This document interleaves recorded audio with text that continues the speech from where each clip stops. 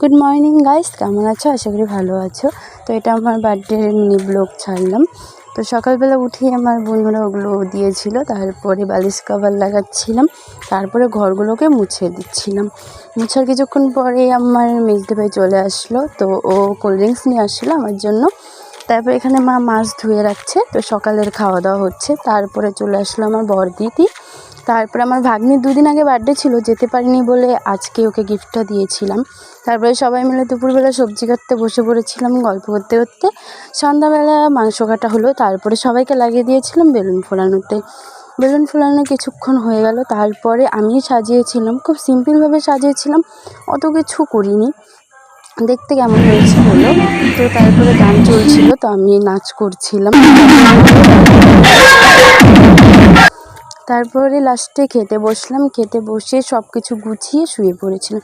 তো দেখা হচ্ছে নেক্সট ব্লগ।